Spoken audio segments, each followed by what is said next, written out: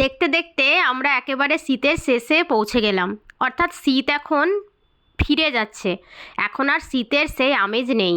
তবে শীতের সবজি তো খেতেই হবে। তবে আমাদের বাড়িতে শীতের সবজির আনাগোনাও একটু আধটু কমেছে, যেমন মূলো।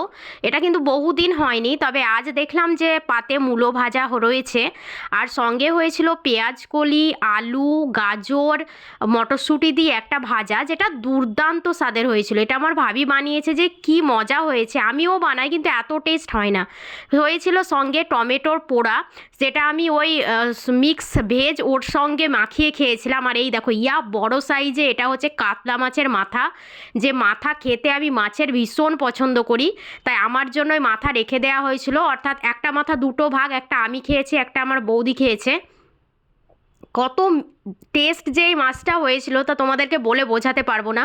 তোমরা কে কে আমার মতো মাছের মাথা খেতে পছন্দ করো কমেন্ট সেকশনে লেখো। আমার তো লেজা খেতেও দুর্দান্ত লাগে, মানে মাছের মাথা আর লেজা দুটোই আমার হেভি